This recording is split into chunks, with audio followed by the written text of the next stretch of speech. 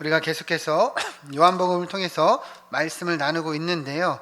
지난주에는 우리가 이 오병이어의 참 의미에 대해서 말씀을 나누었습니다. 오병이어가 진짜 의미하는 것이 무엇인가 우리가 나누었는데요. 예수님께서요, 보리떡 5개와 물고기 2마리로 몇 명을 먹이셨죠? 5,000명. 5,000명을 먹이시고도 12바구니나 남았다 할 정도로 엄청난 기적을 행하신 거예요.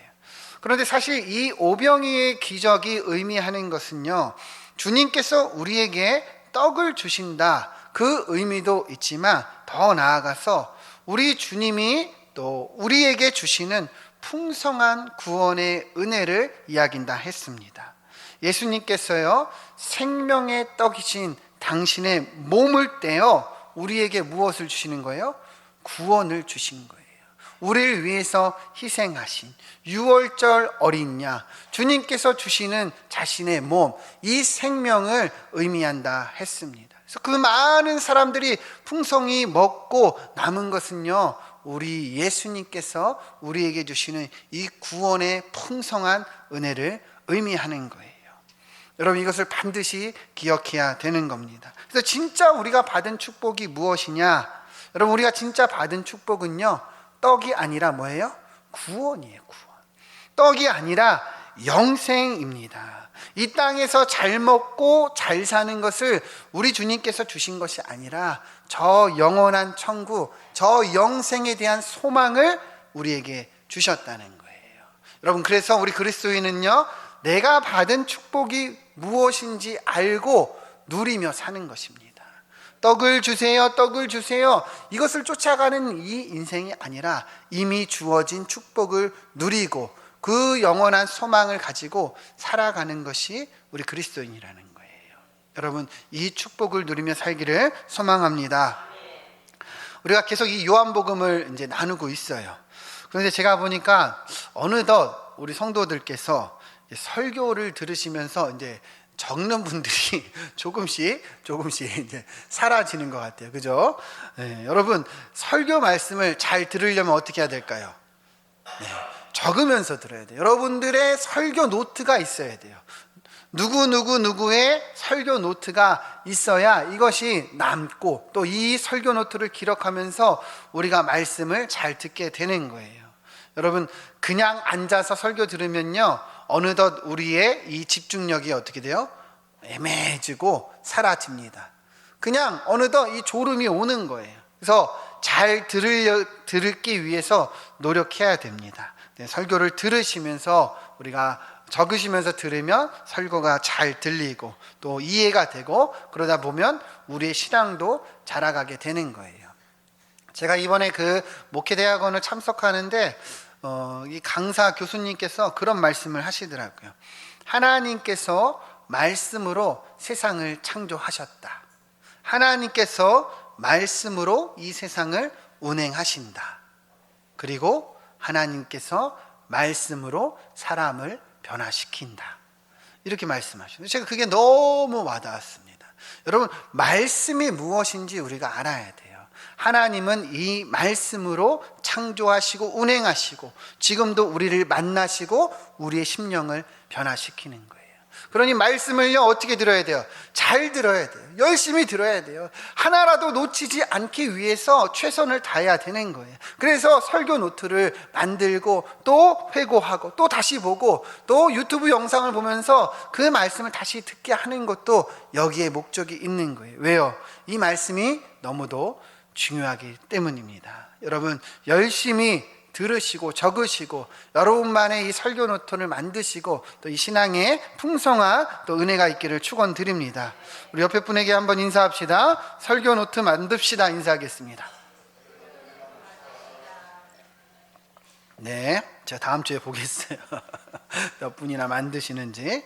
자, 오늘 말씀은 오병이어 사건 이후에 이어지는 말씀입니다. 우리 본문을 보시면 좋겠는데요, 우리 15절부터 18절 말씀을 같이 한번 우리 통성으로 읽겠습니다. 15절부터 시작.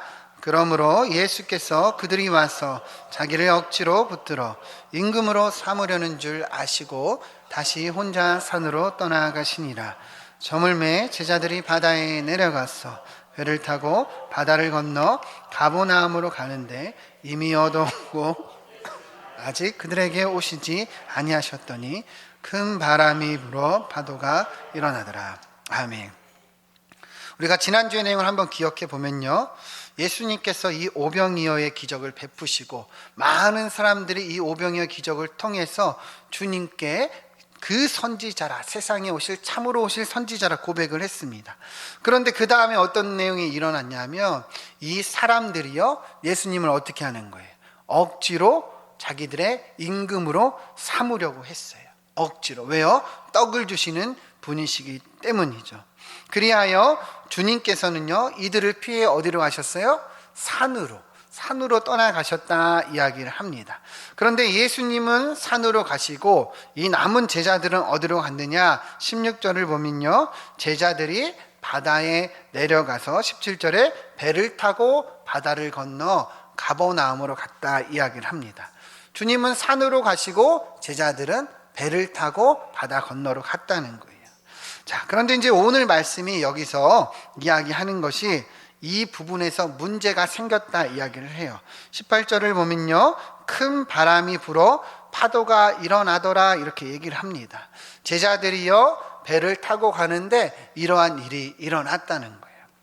오늘 본문은요 마태복음에서 좀 더 자세히 기록되어 있는데요, 마태복음 14장 20절부터 보면요, 한번 띄워주시죠. 마태복음 14장 20절을 보면 다 배불리 먹고 남은 조각을 12바구니에 차게 거두었으며 21절 먹은 사람은 여자 어린이 외에 5,000명이나 되었더라. 이 오병이어가 일어난 직후에 오늘 본문이 일어나는 것을 이야기합니다. 22절을 보면요, 예수님께서 제자들을 재촉해서 배를 타고 건너편으로 가게 하셨다 그래요. 여기서 재촉하셨다고 표현을 했는데요, 왜 재촉하셨을까 생각해 보면 요한복음의 내용과 이어지는 것 같아요. 이 많은 사람들이 예수님을 왕으로 삼으려고 하니까 어때요? 빨리 제자들을요 바다 건너편으로 보내시고 주님은요 산으로 올라가신 거죠. 23절을 보면 무리를 보내신 후에 예수님께서 산으로 올라가셨다, 거기에 혼자 계셨다 이야기를 하죠. 그러면서 이제 24절에서 이제 오늘 본문의 내용이 나옵니다. 같이 한번 읽어보겠습니다. 시작. 배가 물결로 말미암아 고난을 당하더라. 아멘. 자, 요한복음에서는요 큰 바람이 불고 파도가 일었다 이야기를 하는데 마태복음에서는요 이 바람으로 인해서 제자들이 고난을 당하고 있는 것을 이야기하고 있는 거예요. 큰 바람이 불어서 제자들이 위기에 처했다 이렇게 이야기를 하는 겁니다. 여러분 어떤 상황인지 대략 이해가 되시죠? 자, 그럼 한번 생각을 해보면 좋겠습니다. 여러분 제자들이 원래 직업이 무엇이었어요? 어부예요. 다 똑같지는 않지만 대부분의 이 예수님의 제자들은요 어부예요. 그러면 매일같이 배를 타고 이 바다에 나갔던 사람들이 이 제자들이에요. 그죠? 그러면 배를 타는 것이 제자들에게요 익숙한 일입니까? 익숙하지 않은 일입니까? 익숙한 일이에요. 그런데도 불구하고 이런 고난이 왔다는 거예요. 더욱이 이 바다라고 표현된 오늘 본문의 이 내용은요 사실은 이 갈릴리 호수예요. 갈릴리 호수를 바다라고 표현을 한 건데요, 이 갈릴리 호수는요 제자들이 그동안에 계속 고기를 잡았던 그 장소입니다. 삶의 터전이에요. 어떻게 보면요 누구보다도 이 바다에 대해서 잘 알고 이 갈릴리 호수의 상황과 환경을 잘 이해하는 사람들이 제자들인 거죠. 마치 자기 앞마당과 같은 그런 곳인데 이 제자들이요 이곳에서 큰 위기, 큰 고난을 경험하고 있다는 것을 본문은 이야기하는 거예요. 여러분 그렇게 보면 이 제자들이 얼마나 당황했을까 우리가 느껴지는 거죠. 너무도 잘 아는 곳에서, 그죠? 너무도 많은 경험을 한 이 바다에서 자신들도 모르는 큰 폭풍을 만나니 당황했을 거라는 거예요. 그런데 오늘 말씀을 보면 이런 이들에게, 이런 제자들에게 큰 위기를 겪고 있는 이 제자들에게 누가 나타나신 거예요?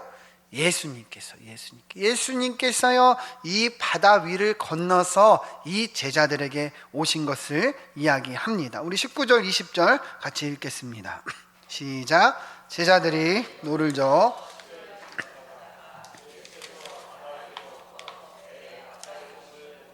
두려워하거늘 이르시되 내니 두려워하지 말라 하신대. 아멘. 자, 19절을 다시 한번 띄워주시면 조금 더 이게 본문의 상황이 나타나는데, 제자들이 배를 타고 10여리쯤 갔대요. 대략 한 5km에서 6km 이상이 될 거라 보는데요. 그렇게 보면 제자들이요, 이 폭풍을 이곳에서 만난 거예요. 그래서 돌아가지도 못하고 나아가지도 못하는 약간 앞뒤가 이렇게 다 꼬인 상황에 놓여 있는 것을 알 수 있습니다. 그런데 그때 누가 오신 거예요?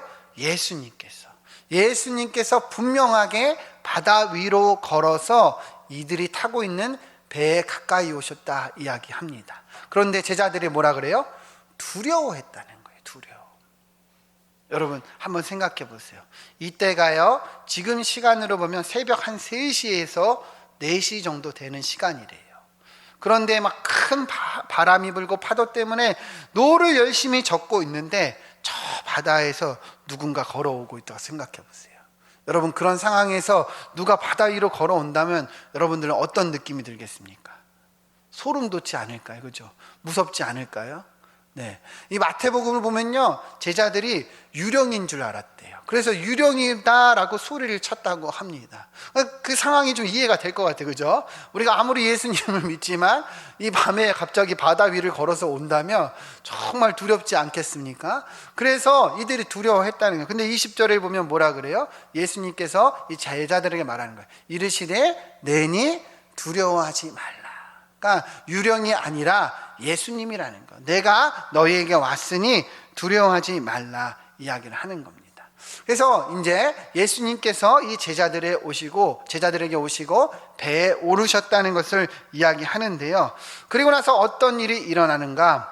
먼저 마태복음 보면요, 예수님께서 배에 오르시니 이 바람이 그치고 파도가 그친 것을 이야기합니다. 우리 마태복음 14장 32절 33절을 같이 한번 읽어보겠습니다. 자, 시작.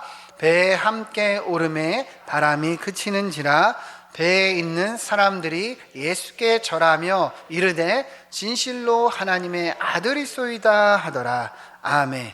자, 여러분 잘 보세요.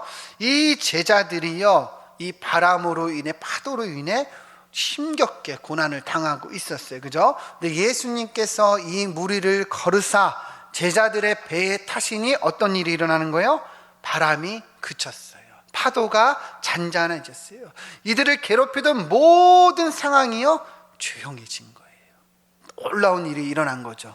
무리를 걸어오신 것도 놀라운 일인데 예수님이 이 배에 타시니 모든 어려움, 고난들이 다 사라졌다는 거예요.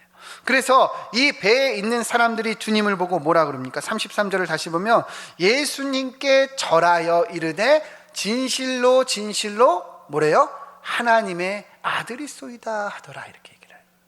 이 일을 경험함으로 어때요? 이 많은 사람들이 주님이 누구이신지 알고 고백하고 믿었다는 것을 이야기하는 거예요. 주님이 누구이신가? 하나님의 아들이소이다. 바람과 파도도 순종하고 복종하는 그 주님임을 이들이 알게 되었다는 거예요. 오늘 본문은요, 이러한 결론을 내고 있어요. 특별히 마태복음은 이 예수 그리스도가 누구이신가를 정확하게 드러내고 있습니다. 여러분, 예수님이 누구이십니까? 만유의 주시요 모든 만물을 다스리는 주관자요 하나님의 아들이십니다. 여러분, 우리도 이것을 바로 알고 바로 믿기를 축원드립니다. 여러분, 우리가 신앙생활 하는 데 있어서요, 가장 중요한 것이 이 믿음이에요. 이 믿음이 제일 중요합니다. 그래서 믿음으로 우리가 의롭다함을 얻고 믿음으로 우리가 구원을 얻습니다. 그렇죠? 그런데 많은 성도들이요, 사실 이 믿음이 무엇인지 잘 모릅니다. 믿는다고 말하는데요, 믿음이 뭐예요? 물어보면 잘 몰라요. 교회를 오래 다녀도 신앙생활을 열심히 해도 믿음이 무엇인지를 잘 모른다는. 그래서 이 마태복음이요, 우리에게 이야기하는 것이 이것이에요. 믿음이 무엇이냐? 믿음은 우리가 믿는 이 대상이 누구인지를 아는 것이다. 우리가 믿는 이 예수님이 누구인지를 아는 것이 뭐예요? 믿음이라는 거예요. 예수님이 누구예요? 바람과 파도도 순종하는 세상을 주관하시는 주님이심을 분명하게 드러내고 있어요. 여러분, 이것을 아는 것이 믿음이고 이것을 의지하는 것이 믿음입니다. 여러분, 그냥 믿습니다, 믿습니다, 믿습니다 이렇게 이야기하는 것은 사실 믿음이 아니에요. 이것은요, 믿음의 대상이 없는 마치 정신통일과 같아요. 그냥 믿습니다. 뭔가 내가 믿으면 되는 것처럼 생각하는 거예요. 그러나 그것은 믿음이 아니에요. 믿음은 내가 믿는 믿음의 대상, 우리 주님이 누구이신지 바로 알고 그 주님을 의지하고 살아가는 것이 믿음이라는 거예요. 여러분, 마태복음이 무엇을 우리에게 얘기를 했어요? 예수님이 무리를 걸으시고 바람과 파도도 순종하는 하나님의 아들 메시아 그리스도, 우리의 오신 그 주님임을 분명하게 보여주셨다는 거예요. 여러분, 이것이 믿음이라는 거예요. 이것을 알고 붙잡는 것이 믿음이라는 거예요. 여러분, 그래서 우리가 말씀을 보고 말씀을 배우고 이 말씀을 계속 상고하는 거예요. 왜요? 우리가 믿는 이 믿음이 주님을 아는 것에서 시작되기 때문입니다. 여러분, 오늘도 우리 주님이 누구이신지 알고 우리 마음에 새기고 나아가길 소망합니다. 우리 주님이 누구이신지 알면요, 이제 우리가 그 믿음으로 살아갈 수가 있는 거예요. 말로만 믿는다 하는 것이 믿음이 아니라 내가 믿는 대상을 알고 그분을 의지하여 사는 것이 믿음이에요. 여러분, 예수님이 누구이신지 알고 이 믿음으로 살기를 축원드립니다. 우리 한번 따라해 봅시다. 바로 알고 바로 믿자. 네, 바로 알고 바로 믿고 바로 의지하는 것이 믿음이에요. 여러분, 우리 주님을 의지하는 이번 한 주가 되기를 소망합니다. 자, 우리가 계속 본문을 보면요, 이 마태복음에서는 오늘 말씀을 주님이 그리스도, 주님이 하나님이요 모든 만물을 주관하시는 분이심을 분명하게 드러냈어요. 그러니 뭐예요? 믿으라는 거예요. 그러니 뭐예요? 의지하라는 거예요. 그러니 이 믿음을 굳게 잡고 나아가라는 거예요. 그런데 오늘 요한복음의 말씀은요, 오늘 본문을 조금 다르게 이야기를 하고 있어요. 다른 관점으로 이야기를 합니다. 우리 21절 말씀을 같이 한번 읽어보겠습니다. 21절 시작. 이에 기뻐서 배로 영접하니 배는 곧 그들이 가려던 땅에 이르렀더라. 아멘. 예수님께서요, 이 폭풍우 가운데 있는 제자들에게 오셨어요. 그죠? 제자들이 예수님을 알아보고 배로 영접합니다. 기뻐서 영접했다 이렇게 얘기를 해요. 그죠? 분명하게 영접하니 어떤 일이 일어난 거예요? 그들이 가려던 땅에 이르렀다 이렇게 이야기를 해요. 예수님을 기뻐 영접하니 그들이 가려던 땅에 이르렀다 이야기를 하는 겁니다. 여러분, 이것이 요한복음이 이야기하고 있는 오늘 본문의 메시지입니다. 주님께서 우리 배에 오르시면 어떤 일이 일어나는가? 우리가 주님을 영접하고 우리가 주님과 동행하면 어떤 일이 일어나는가? 우리를 힘겹게 하고 우리를 어렵게 하는 모든 문제에서 자유롭게 우리가 나아갈 수가 있다. 우리를 괴롭게 하는 그 어려움을 떠나 목적지에 이르게 된다는 것을 이 요한복음이 이야기하고 있는 것입니다. 여러분, 주님이 함께 하시면 된다는 거예요. 주님이 함께 하시면 우리의 모든 고난과 어려움들은 자연스럽게 해결된다는 거예요. 여러분, 제자들이요, 주님을 떠나서 배에 올랐죠. 그죠? 이 배는요, 제자들에게 너무도 익숙한 배요. 잘 아는 배요. 이 바다는요, 이 제자들에게서는 삶의 터전이나 마찬가지예요. 자기 앞마당이나 같이 정말 친숙한 곳입니다. 그런데 여러분, 이 제자들이요, 예수님을 떠나 이 배를 타고 나아갔을 때 잘 됐습니까? 잘 안 됐습니까? 잘 안 됐어요. 고난이 닥쳤어요. 위기가 닥쳤어요. 어려움이 닥쳤습니다. 오히려 상황이 더 힘들어졌다는. 여러분, 이것이 의미하는 것이 무엇이냐면 우리의 영적인 생활이에요. 우리 그리스도인의 영적인 삶을 얘기하는 거예요. 우리가요, 주님을 믿고 주님을 따르지만 주님을 떠나서 살면은 우리 삶이 어떻게 되는가? 이처럼 위기가 오고 어려움이 온다는 거예요. 우리 그리스도인들은 내 경험이나 내 실력으로 사는 사람들이 아니라 누구로 사는 자예요? 예수 그리스도, 주님과 함께 살아가는 자라는 거예요. 내 배에 누구를 영접해야 돼요? 예수님을 영접해야 되는 거예요. 예수 그리스도 중심으로 살아가면 우리 모든 영적인 생활이 어때요? 자연스럽게 해결된다는 거예요. 자연스럽게 목적지에 도달한다는 거예요. 반대로 내 중심으로 살면 어떨까요? 어려워지는 거예요.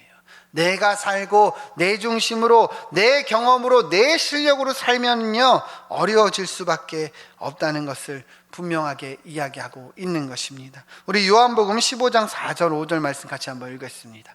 시작. 내 안에 거하라, 나도 너희 안에 거하리라. 가지가 포도나무에 붙어있지 아니하면 스스로 열매를 맺을 수 없음 같이 너희도 내 안에 있지 아니하면 그러하리라. 나는 포도나무요 너희는 가지라. 그가 내 안에 내가 그 안에 거하면 사람이 열매를 많이 맺나니 나를 떠나서는 너희가 아무것도 할 수 없음이라. 아멘. 이 요한복음 15장은요 우리에게 너무도 중요한 이 말씀을 주셨어요. 그것이 무엇이냐면 예수님이 포도나무요 우리는 뭐라는 거예요?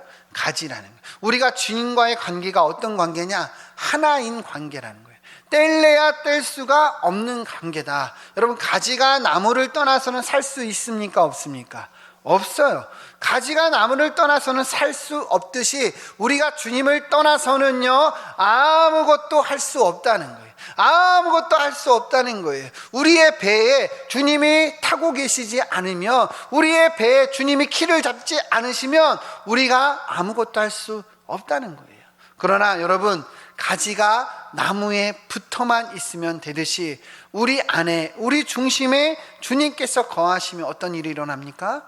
놀라운 풍성한 열매가 맺어지는 거예요. 놀라운 풍성한 열매가 나타나게 된다는 거예요. 우리 중심에 주님이 거하시고 우리가 주님 안에 거할 때 이처럼 놀라운 일이 일어난다는 거예요. 제가 목회를 하면서 참 안타까울 때가 언제냐면 많은 성도들이요 자신의 이 영적인 삶이요 고갈되고 메마르고 피폐해져 가는데 그것이 왜인지 이유를 잘 모르는 분들이 많이 있다는 거예요. 정말 그 삶에서 짜증이 넘치고 화가 넘치고 정말 답답하고 무료한 삶을 사는데도 그 이유를 못 찾아요. 사는 게 재미없대요. 사는 게 지겹대요. 왜 사는지 모르겠대요. 사는 게 너무 힘들대요. 여러분, 왜 그럴까요? 왜 그럴까요? 예수 그리스도가 우리 안에 거하지 않기 때문이에요. 내가 예수 그리스도 안에 거하지 않기 때문에 그저 떡을 쫓아, 그저 돈을 쫓아, 세상의 가치를 쫓아 그냥 맹목적으로 살아가는 거예요. 그러니 내게 떡이 없으니 답답하다. 내 인생이 왜 이렇게 비참할까? 나는 왜 이렇게 어려울까? 이렇게 이야기를 하고 있는 거예요. 여러분, 그리스도인은 그렇게 사는 사람들 아니에요. 우리 안에 예수 그리스도가 거하시고 우리가 예수 그리스도 안에 거할 때 진정한 축복이 우리 안에 임하는 것입니다. 그리스도인은 이미 주어진 축복을 누리며 사는 자들입니다. 여러분, 내가 왜 이렇게 삶이 무료할까? 왜 이렇게 메마를까? 답답할까? 여러분, 여기에 이유가 있음을 바로 보길 소망합니다. 여러분, 기도의 자리, 예배의 자리, 말씀의 자리를 채우지 않고 여러분 무엇으로 살아가시려고 합니까? 예수 그리스도로 채우지 않고 여러분 그리스도인이 무엇으로 나아가려 합니까? 정말 물가에 놓인 어린아이와 다를 것이 없는 거예요. 답답하고 어렵고 무섭고 그 힘든 인생을 왜 그처럼 살아가려고 하자는 거예요. 예수님이 우리 안에, 내가 예수님의 안에만 거하며 이 배는 저절로 갑니다. 우리는 저절로 축복을 누리며 사는 거예요. 세상이 알 수 없는, 세상이 줄 수 없는 그 놀라운 기쁨으로 우리가 세상을 이기며 살아갈 수 있게 된다는 거예요. 우리 갈라디아서 5장 22절 23절 같이 한번 읽겠습니다. 시작. 오직 성령의 열매는 사랑과 희락과 화평과 오래 참음과 자비와 양성과 충성과 온유와 절제니 이 같은 것을 금지할 법이 없느니라. 아멘. 우리가 갈라디아서 통해서 말씀을 나눴죠. 우리 육신이 아니라 성령을 따라 행할 때 우리가 주님 안에 거하고 주님이 내 안에 거하면 이러한 성령의 열매가요 저절로 맺어지는 거예요. 저절로. 금지할 법이 있어요? 없어요? 없어요. 내 안에 주님이 거하시고 내가 주님으로 인해서 이 예배를 통해서, 기도를 통해서, 말씀을 통해서 풍성한 그 충족을 얻으면 열매는 자연스럽게 나타나는 거예요. 여러분의 인생에 사랑의 열매가 있습니까? 기쁨이 있습니까? 화평이 있습니까? 오래 참음이 있습니까? 자비와 양성과 충성과 온유의 절제가 열매가 있습니까? 없으면 지금 우리가 이것을 점검해 봐야 되는 거예요. 왜 기쁘지 않을까요? 이미 구원 받았는데 내가 우리 배의 키를 잡고 있기 때문이라는 거예요. 철저히 주님께 내어드리고 우리는 주님과 교제하며 동행하며 살아가야 하는 거예요. 여러분, 오늘 본문 말씀은요, 사실 오병이어의 기적 사이에 껴있는 말씀이에요. 앞에는 오병이어 기적이 일어났고 뒤에는 오병이어를 경험한 이들이 주님을 따라오는 일들을 이야기하고 있습니다. 그러면 굳이 왜 오늘 본문 말씀을 이 가운데 딱 껴서 이야기할까요? 사도 요한은요, 우리 그리스도인들이 진짜 누리는 축복이 무엇인지 알려주는 거예요.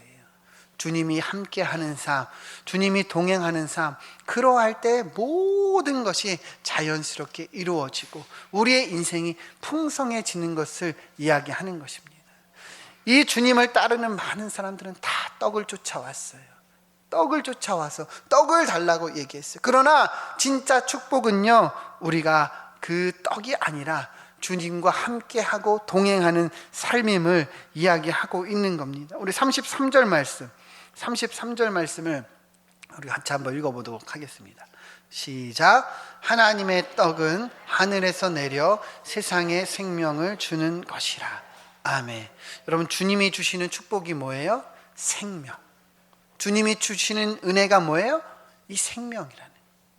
주님이 우리에게 생명을 주시고 우리 안에 거하시고 우리가 주님과 동행하는 것이요, 우리 그리스도인이 가진 진짜 축복이라는 것입니다. 여러분, 이 축복을 누리시길 소망합니다. 여러분들의 삶의 자리에서 내가 지금 무엇을 쫓아가고 있는지 돌아보시고 내 안에 주님이 거하시는가? 내가 정말 주님과 소통하고 있는가? 내가 주님의 은혜를 지금 맛보고 있는가? 내가 이 예배의 자리를 지키고 있는가? 기도하고 있는가? 말씀 보고 있는가? 이것을 여러분 점검하시기를 소망합니다. 그러면 저절로 되는 거예요. 저절로 되는 겁니다. 우리 빌립보서 1장 우리 21절 말씀 같이 한번 읽어보겠습니다. 21절 넘겨주셔서 시작. 이는 사는 것이 그리스도니 죽는 것도 유익함이라. 아멘. 사도 바울은요, 분명하게 우리 그리스도인의 축복이 무엇인지 이야기합니다. 내게 사는 것이 누구십니까? 그리스도. 내 안에 누가 거하세요? 예수님이 거하시. 이것이 우리에게 축복이라는 거예요. 그러니 죽는 것도 내게 뭐예요? 유익하다는 거예요. 죽는 것도. 여러분, 우리도 이러한 고백을 할 수 있기를 축원드립니다. 세상의 가치, 세상의 복이 아니라 내 안에 계신 예수 그리스도는 행복하고 즐겁고 정말 기쁨이 넘치는 그런 인생을 누리시기를 축원드립니다. 말씀을 맺겠습니다. 오늘 본문 말씀은 예수님이 누구이신가 우리에게 분명히 얘기합니다. 예수님이 누구이십니까? 세상을 다스리시는 주관자요, 하나님의 아들이십니다. 여러분, 우리가 이것을 바로 알고 바로 믿고 또 의지하며 살아가기를 소망합니다. 또한 이 본문 말씀은 우리 안에 주님이 거하시면 어떤 일이 일어나는가? 내 힘과 내 의지로 사는 것이 그리스도인이 아니요, 예수 그리스도로 사는 것이 우리 그리스도인임을 분명하게 보여주고 있습니다. 여러분, 예수님으로 살길 축원드립니다. 그래서 풍성한 열매를 맺으시고 세상이 알 수 없는 즐거움과 기쁨을 누리는 우리의 복된 인생이 되기를 주님의 이름으로 축원드립니다.